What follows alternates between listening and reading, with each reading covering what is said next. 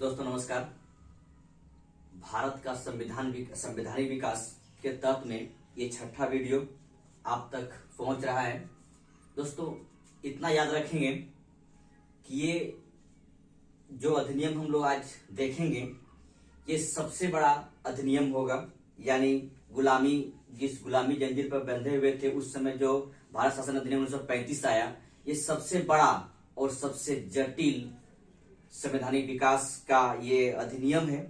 तो दोस्तों इतना तो जरूर ध्यान रखेंगे इस बात को लेकर कि यही अधिनियम हमारे संविधान का सबसे बड़ा पाठ के रूप में भी आया।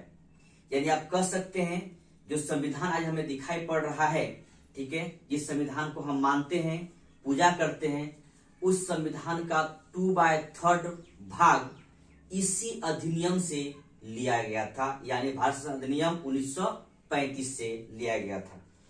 या तो हुबहू रख दिया गया या तो फिर कुछ फेरबदल करके हमारे संविधान द्वारा अपना लिया गया। ठीक है, तो दोस्तों हम इसी के बारे में चर्चा करेंगे और विस्तार पूर्वक देखेंगे कि इसमें क्या क्या प्रावधान किया गया था उस समय जब 1935 के समय था, जब इंडिया पूरा उथल पुथल में चल रही थी। आपको पता होगा दोस्तों की गोलमेज सम्मेलन हुआ, उसमें कांग्रेस की बुरी तरह सफल नहीं हो पाए, कहने मतलब बुरी तरह पीट गई कांग्रेस। फिर इसके बाद सांप्रदायिक पंचायत पुनः पैक्ट, बहुत सारा चीज आने के बाद यहाँ पर ये अधिनियम आया उसी दरमियान में। तो सरकार एक तो चाह रही थी, गवर्नमेंट जो ब्रिटिश सरकार थी कुछ देने के लिए चाह रहे थे इंडिया के जनता को, नेताओं को, लेकिन उनसे यहाँ के नेता खुश नहीं थे और चाह रहे थे यहाँ का नेता की मुझे स्वतंत्रता की प्राप्ति हो। तो इसी उथल पुथल में अधिनियम आया और बहुत बड़ा अधिनियम था ये, और कह सकते हैं कि सबसे बड़ा ब्रिटिश शासन के दौरान सबसे बड़ा अधिनियम के रूप में ये 1935 का भारत शासन अधिनियम 1935 का ये आया। ठीक है, चलिए हम लोग एक एक करके देखेंगे इसमें क्या क्या प्रावधान था और हम लोग जानेंगे। दोस्तों देखिए, पहला प्रावधान है 1935 का भारत शासन अधिनियम में संवैधानिक प्रस्ताव का सबसे अंतिम, सबसे बड़ा, सबसे जटिल और दोस्तों ध्यान रखें 321 अनुच्छेद, 10 अनुसूचियां और 14 भाग। दोस्तों ध्यान रखें इस बात को लेकर कि इस अधिनियम के तहत में अनुच्छेद 321 अनुच्छेद दिया गया। ठीक है, 321 अनुच्छेद था, 10 अनुसूचियां थी और भाग 14 था। ठीक है, बस सबसे बड़ा था, सबसे बड़ा जटिल रूप में भी आया और संवैधानिक विकास का सबसे अंतिम प्रस्ताव इसी में दिया गया था। यह संविधान का सबसे अंतिम पड़ाव आप कह सकते हैं इसी अधिनियम के तहत में आया। दोस्तों दूसरी बात मैं पहले बोल चुका हूं आप लोगों को कि भारतीय संविधान का सबसे अधिक प्रभाव इसी अधिनियम से पड़ा, यानी भारत शासन अधिनियम 1935 का पड़ा। और दोस्तों ध्यान रखेंगे 2/3 भाग आज हम जिस संविधान को मानते हैं, पूजा करते हैं, उसका 2/3 भाग इसी अधिनियम से लिया गया था। या तो हुबहू उठा के रख दिया गया या तो फिर कुछ फेरबदल करके रखा गया हमारे संविधान द्वारा। यानी इस अधिनियम का हमारे संविधान में सबसे गहरा प्रभाव पड़ा है। ठीक है, आगे दोस्तों इसमें एक सबसे बड़ा प्रावधान था कि अखिल भारतीय स्तर पर एक संघ बनाया जाए। यदि अखिल भारतीय स्तर पर एक संघ की स्थापना करने की बात किया गया, तो दोस्तों इतना ध्यान रखेंगे इस संघ कैसे बनेगा।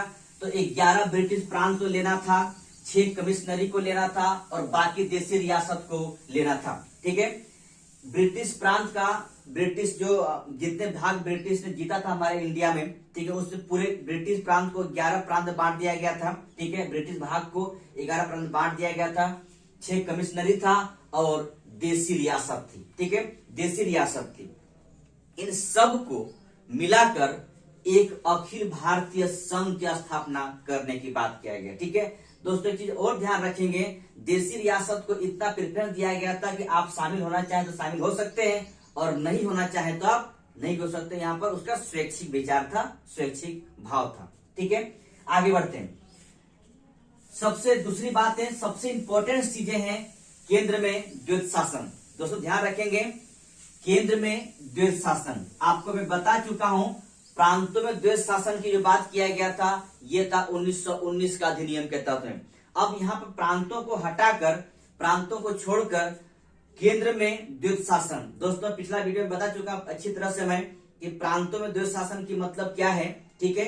यहाँ पर भी वही बातें हैं, यहाँ पर भी वही बातें हैं, बस उसको यहाँ पर क्या करना है, यहाँ पर केंद्र द्वैत शासन की बात किया गया, वहां पे प्रांतों की बात किया गया। दोस्तों ध्यान रखें, बहुत बार एग्जाम पूछ चुका है इस बात को लेकर कि केंद्र में द्वैत शासन कब लागू किया गया था और प्रांतों में द्वैत शासन कब लागू किया गया था, ठीक है। तो याद रखेंगे, केंद्र की जब बात आएगी तो 1935 और प्रांत की बात आएगा तो 1919। इतना ध्यान रखेंगे, ठीक है। और सबसे बड़ी बात यहाँ पर ये आपको जानना होगा कि केंद्र द्वैत शासन का मतलब क्या है। वही बातें हैं जो प्रांत बताया गया था। कहने का मतलब है कि विषय को अपने पास सुरक्षित रखना या कोई विषय को हस्तांतरित कर देना, यानी गवर्नर जनरल अपनी परिषद के पास कुछ विषय रखते थे या कुछ विषय अपने मंत्रिमंडल को सौंप देते थे। यही है द्वैत शासन, ठीक है। तो प्रांत में 1919 और केंद्र में 1935 में द्वैत शासन की बात किया गया। अगला प्रांतीय स्वतंत्रता दिया गया। प्रांतीय स्वतंत्रता का मतलब क्या, ये चीजें हैं कि प्रांत को फ्री छोड़ दिया गया। कहने का मतलब है कि जो प्रांत को विषय दिया गया था, प्रांतों को जो विषय दिया गया था, उन प्रांतों का विषय को पूर्ण रूप से लागू करना, नियम बनाना, जो भी करना है वो प्रांत करेंगे, उसमें केंद्र हस्तक्षेप नहीं करेगा। यही इसीलिए कहा गया कि प्रांतों को स्वतंत्र दिया गया, मतलब है प्रांत को फ्री छोड़ दिया गया, स्वतंत्र दिया गया कि आप जो करना कीजिए, आपको हम फ्री छोड़ रहे हैं, स्वतंत्र छोड़ रहे हैं, ठीक है। इसके बाद संघीय न्यायालय की स्थापना, जो आज हमें दिखाई पड़ रहा सर्वोच्च न्यायालय, सुप्रीम कोर्ट या उच्चतम न्यायालय, उसकी स्थापना इसी अधिनियम के तहत किया गया था। यानी एक संघ न्यायालय होगा, इसका प्रस्ताव 1935 के अधिनियम के तहत में लाया गया था। और वो संघ न्यायालय कहाँ होगा, तो दिल्ली में होगा। ध्यान रखें दोस्तों, दिल्ली में होगा। इसका मुख्य न्यायाधीश कौन होगा, सर मोरिस गेवियर। ध्यान रखेंगे, मुख्य न्यायाधीश सर मोरिस गेवियर और 6 अन्य न्यायाधीश होंगे, ठीक है। एक मुख्य न्यायाधीश और 6 अन्य न्यायाधीश होंगे, जिसमें 2 भारतीय होगा, जिसमें एक M.R. जैकब, दूसरा M.S. सुल्तान। यानी एक मुख्य न्यायाधीश होंगे जिसका नाम होगा सर मोरिस गेवियर, और 6 अन्य न्यायाधीशों में 2 भारतीय होंगे जिसका नाम दिया हुआ है M.R. जैकब, और दूसरा होगा M.S. सुल्तान, ठीक है। और अगर आपको इस न्यायालय से कोई दिक्कत है, यानी जो अपील किया गया उस अपील के खिलाफ आपको जाना है, अपील जो किया गया और जो निर्णय दिया गया उस निर्णय के खिलाफ आपको जाना है, तो कहाँ जाना है, प्रिवी काउंसिल में। ध्यान रखेंगे, प्रिवी काउंसिल में। यानी संघीय न्यायालय का जो निर्णय दिया उस निर्णय के आगे भी जाने का अधिकार था, वो अपील कर सकते थे। वो कहाँ कर सकते, प्रिवी काउंसिल में कर सकते थे। तो दूसरी बातें और जान लीजिए इसमें, संघ न्यायालय जो कार्यरत हुआ था वो कब से हुआ था, 1 अक्टूबर 1937 से कार्यरत है। यानी कहने का मतलब है संघ न्यायालय की स्थापना की बात किया 1935 के अधिनियम से, लेकिन काम करना कब शुरू किया, 1 अक्टूबर 1937 से काम करना शुरू किया, यानी कार्यरत हुआ। दोस्तों ध्यान रखें, इसको 3 अधिकार मूल रूप से दिया गया था। एक था प्रारंभिक अधिकार, ठीक है, दूसरा था अपील अधिकार, और तीसरा था परामर्शदात्री के रूप में। दोस्तों इतना ध्यान रखेंगे, प्रारंभिक अधिकार का मतलब होता है कि मान लीजिए सपोज कीजिए कि 2 राज्य आपस में लड़ रहा है, अभी आप लड़ रहे हैं, या 2 से अधिक राज्य लड़ रहे हैं, या फिर संघ और भारतीय राज्य लड़ रहे हैं, तो अपील कहाँ करेंगे, तो वो अपील करना है सर्वोच्च न्यायालय में। इसी को हम कहते हैं प्रारंभिक अधिकार, ठीक है। दूसरी बात है अपील, लिए सबसे बड़ा अपील के रूप में कौन है, मेरे पास सुप्रीम कोर्ट है या संघ न्यायालय है। और तीसरा चीज क्या है, परामर्शदात्री के रूप में, यानी राष्ट्रपति को अगर लगता है कि मुझे सुप्रीम कोर्ट से परामर्श लेना चाहिए तो परामर्श ले सकते। उस समय राष्ट्रपति नहीं थे, उस समय गवर्नर जनरल या वायसराय थे, तो वो परामर्श सुप्रीम कोर्ट से ले सकते थे। इसी को कहते हैं अपीलीय, इसी को कहते हैं परामर्शदात्री। और ध्यान रखें दोस्तों की प्रारंभिक अधिकार, अपील अधिकार और परामर्शदात्री अधिकार, ये तीनों का तीनों अधिकार सर्वोच्च न्यायालय, संघीय न्यायालय को दिया हुआ था, ठीक है। आगे बढ़ते हैं, देखिए 5वां में यहां दिया हुआ है शक्ति का विभाजन। दोस्तों शक्ति विभाजन अभी आप देखेंगे अनुसूची 7वीं में दिया हुआ है शक्तियों का विभाजन। तो शक्ति विभाजन का मतलब क्या हुआ है, हमारे पास मुख्य रूप से 3 सूचियां हैं, संघ सूची, राज्य सूची और समवर्ती सूची। तो यहाँ पर सूची में क्या रखा गया है, विषय रखा गया है। कुछ विषय केंद्र सरकार नियम बनाएंगे, कुछ विषय पर राज्य सरकार बनाएंगे, और कुछ विषय पर दोनों सरकार कानून बनाएंगे, नियम बनाएंगे, ठीक है। तो इसी को कहा जाता है शक्ति विभाजन। शक्ति का बंटवारा कर दिया गया कि आप इस पे काम कीजिए, वो उस पे काम करेंगे, उस पे काम करेंगे, यानी शक्ति का यहाँ पर विकेंद्रीकरण किया गया। यानी शक्ति विभाजन के रूप में देखिए उस समय संघ सूची में 59 विषय, प्रांत सूची में 54 विषय और समवर्ती सूची में 36 विषय रखा गया था। ठीक है, संघ सूची में 59 विषय, प्रांत सूची में 54 विषय और समवर्ती सूची में 36 विषय रखा गया था। इसी को कहा जाता है शक्तियों का विभाजन। दूसरी बातें, अवशिष्ट शक्तियां अभी भी मेरे पास है। अवशिष्ट शक्तियां और आपातकालीन अधिकार, दो चीजें, अवशिष्ट शक्तियां और आपातकालीन अधिकार वायसराय को दिया हुआ था। वायसराय को दिया हुआ था इससे पूर्व। ठीक है, तो दोस्तों इससे पूर्व जान लीजिए अभी के वर्तमान परिप्रेक्ष्य में क्या है कि अवशिष्ट शक्तियां केंद्र के पास है और आपातकालीन शक्तियां राष्ट्रपति के पास है। ठीक है, तो उस समय भी अवशिष्ट शक्तियां वायसराय के पास था और आपातकालीन शक्तियां भी वायसराय के ही पास था। ठीक है, इसी अधिनियम के तहत में यानी 1935 के अधिनियम के तहत में 11 प्रांतों में विधानसभा गठित किया गया। 11 प्रांत जो अभी बताया आपको मैंने, यहाँ पर 11 प्रांत ब्रिटिश प्रांत थे। उन 11 प्रांतों में विधानसभा का गठन किया गया। ठीक है, उन 11 प्रांतों में 6 प्रांतों को द्विसदन बना दिया गया। ठीक है, द्विसदन बना दिया। द्विसदन का मतलब क्या होता है, एक विधान परिषद और एक विधानसभा। तो 11 प्रांतों में 6 प्रांतों को द्विसदन बना दिया गया। वो 6 प्रांत कौन कौन है, बिहार, बंगाल, ठीक है, असम, मुंबई, मद्रास और संयुक्त प्रांत। ठीक है दोस्तों, याद रखेंगे कौन कौन है, बिहार, बंगाल, असम, मुंबई, मद्रास और संयुक्त प्रांत। संयुक्त प्रांत का मतलब यहाँ पर है उत्तर प्रदेश। ठीक है, तो ध्यान रखें दोस्तों इस बात को लेकर कि 11 प्रांतों में विधानसभा गठन किया गया। तो 11 प्रांतों में 6 प्रांतों में द्विसदनीय यानी विधानसभा और विधान परिषद बना दिया गया। दोस्तों इतना आपको याद होगा कि विधान परिषद कहीं भंग नहीं होती है और विधान परिषद को उच्च सदन कहते हैं और विधानसभा को निम्न सदन कहते हैं। निम्न सदन के रूप में प्रत्येक 5 साल में चुनाव होता है। तो यहाँ पर भी वही वाली बातें थी कि विधान परिषद उच्च सदन है और विधानसभा निम्न सदन है। ठीक है, तो यहाँ विधानमंडल का स्थापना किया इन 6 प्रांतों में और बाकी 5 प्रांतों में विधानसभा का स्थापना किया गया। विधानमंडल का मतलब होता है जहां पर विधान परिषद होती है उसको में विधानमंडल कहा जाता है और जहां पर सिर्फ विधानसभा होती है उसको सिर्फ विधानसभा कहा जाता है। विधानमंडल का समझ में आ गया आप लोगों को।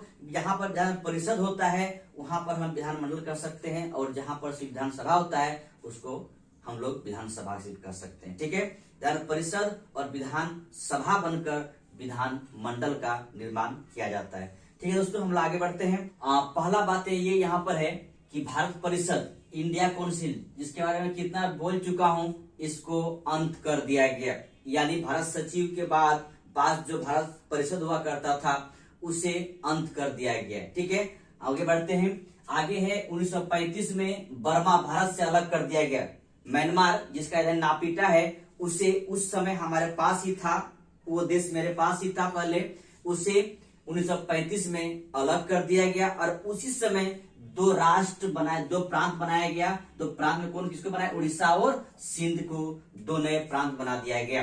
ठीक है, यानी दोस्तों ध्यान रखें 1935 बर्मा को अलग किया भारत से और उसी समय 2 प्रांत बनाया जिसका नाम है उड़ीसा और सिंध। यानी इंडिया में 2 फिर से प्रांत बना जिसका नाम हो गया उड़ीसा और सिंध। ठीक है, आगे बढ़ते हैं।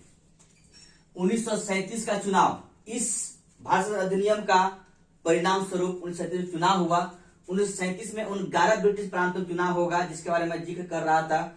उन 11 ब्रिटिश प्रांतों में चुनाव होगा तो चुनाव के दरमियान क्या होगा, कांग्रेस को बहुत बड़ी सफलता प्राप्त होगी क्योंकि 11 प्रांतों में 8 प्रांतों में कांग्रेस सरकार बनाएगी। ठीक है, कांग्रेस सरकार बनाएगी।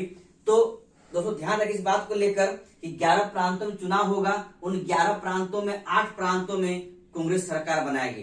पूर्ण रूप से जो बहुमत प्राप्त हुआ वो 5 प्रांतों में प्राप्त हुआ और 6ठा प्रांत जो बंबई है वो बहुत कम सीटों से पीछे रह गया, यानी पूर्ण बहुमत नहीं प्राप्त हुआ। लेकिन सबसे बड़ी पार्टी के रूप में उभर के आया और कुछ सीट किसी से लेकर मुंबई में भी अपना सरकार बना ली कांग्रेस। ठीक है, यानी इस प्रकार 6 प्रांतों में कांग्रेस सरकार बनाई। ठीक है, और 2 प्रांत जिसमें एक असम होगा और दूसरा पश्चिम उत्तर सीमा प्रांत होगा जिसमें मिलीजुली सरकार बनाई कांग्रेस द्वारा बनाई जाएगी। ठीक है, इस प्रकार कुल मिलाकर 8 प्रांत, दोस्तों ध्यान रखेंगे 8 प्रांत में कांग्रेस 5 प्रांत बिहार, मद्रास, संयुक्त प्रांत, मध्य प्रांत और उड़ीसा, इन 5 राज्यों में पूर्ण बहुमत के रूप में कांग्रेस आई। कौन कौन राज्य है? बिहार, मद्रास, संयुक्त प्रांत यानी उत्तर प्रदेश, मध्य प्रांत मतलब मध्य प्रदेश, उड़ीसा, इन पांचों राज्यों में पूर्ण बहुमत से आया। इसके बाद मुंबई जो है वो बंबई जो हुआ करता था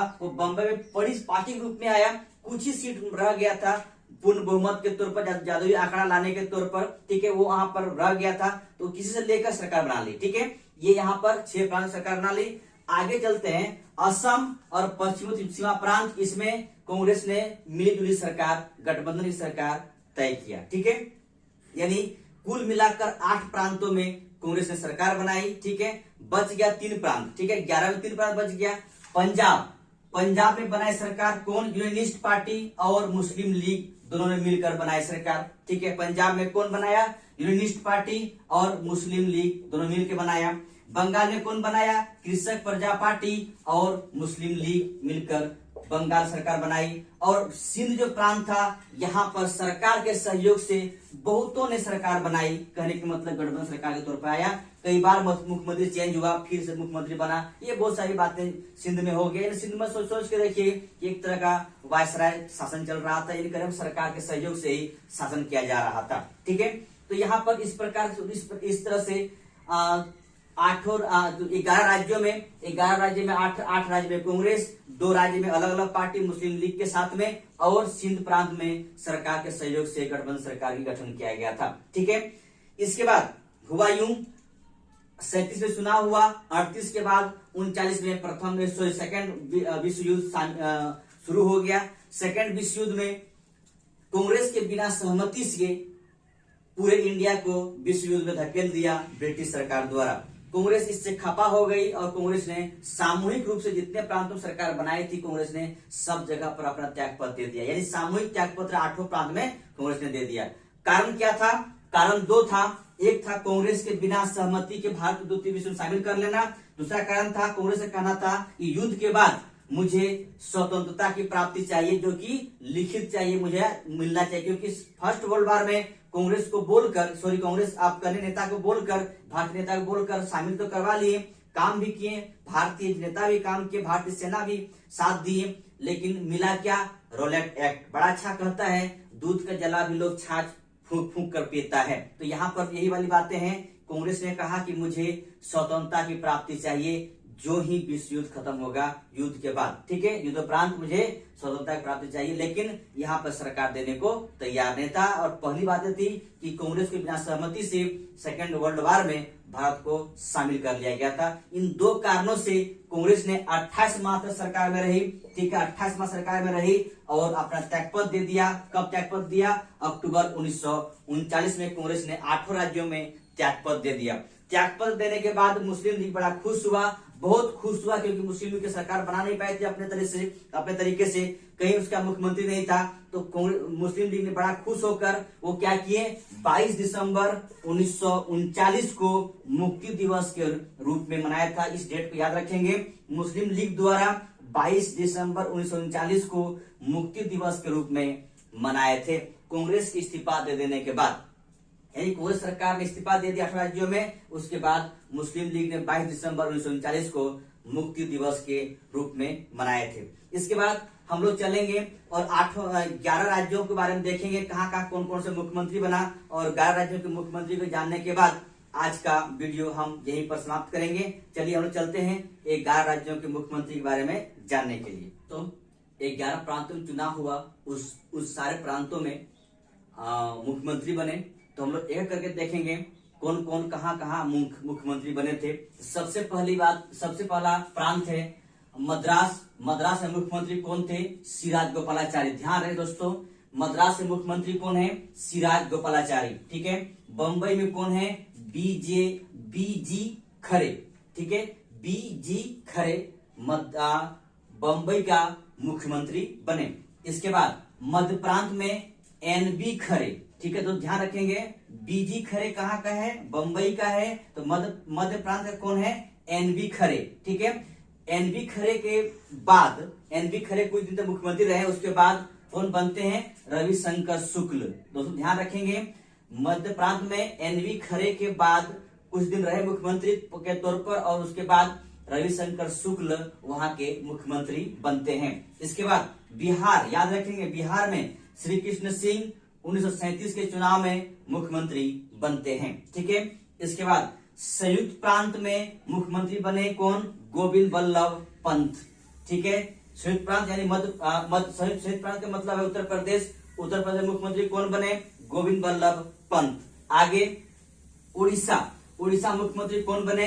BN दास। ये सब के सब कांग्रेस के मुख्यमंत्री हैं, सब के सब कांग्रेस के मुख्यमंत्री हैं। तो यहां तक कांग्रेस ने पूर्ण बहुमत प्राप्त किया था इन 6 राज्यों में। इसके बाद असम और पश्चिमी सीमा प्रांत, तो असम में कौन मुख्यमंत्री बनते हैं? सादुल्ला मुख्यमंत्री बनते हैं। लेकिन कुछ दिन के बाद चेंज होकर गोपीनाथ बारदोलोई वहां के मुख्यमंत्री बन जाते हैं। असम के कौन बनते स्टार्टिंग में? सादुल्ला, उसके बाद आगे चल के गोपीनाथ बारदोलोई वहां के मुख्यमंत्री बन जाते हैं। ठीक है, यहाँ पर मिलीजुली सरकार है। इसके पश्चिमी सीमा प्रांत में भी डॉक्टर खान साहब मुख्यमंत्री बनते हैं। यहाँ भी कांग्रेस के साथ में मिलीजुली सरकार है। इन 8 राज्यों में कांग्रेस की सरकार है और कांग्रेस का ही मुख्यमंत्री है। इनको आप सही तरीके से देख लेंगे। इसके बाद हम लोग चलते हैं पंजाब, जहाँ पे मुस्लिम लीग और यूनिस्ट पार्टी मिलकर सरकार बनाए हैं। उसका मुख्यमंत्री है सिकंदर हयात खान। सिकंदर हयात खान पंजाब का मुख्यमंत्री हैं। और बंगाल में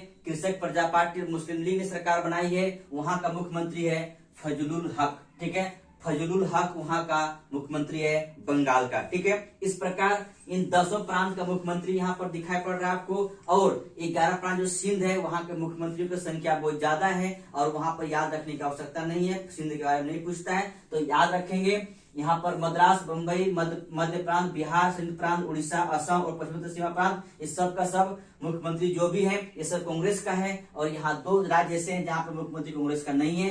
एक राज्य पंजाब में सिकंदर हयात खान और बंगाल में फजलुल हक, जो अलग अलग पार्टी का मुख्यमंत्री है। ठीक है, इसके बाद इस अधिनियम के बारे में कहने का मतलब है 62 अधिनियम 1935 के बारे में जवाहरलाल नेहरू ने कहे थे कि यह अनेक ब्रेक वाली इंजन रहित गाड़ी है। कमेंट किया गया था 1935 के अधिनियम के बारे में नेहरू द्वारा, ये अनेक ब्रेक वाली इंजन रहित गाड़ी है। और जिन्ना ने कहा था पूर्णतः सड़ा और मूल रूप से बुरा ये अधिनियम है। जिन्ना ने क्या कहा था? पूर्णतः सड़ा और मूल रूप से बुरा यह अधिनियम है। ठीक है, दोनों नेताओं ने अपना अपना कमेंट किए थे, इस कमेंट को भी ध्यान रखेंगे।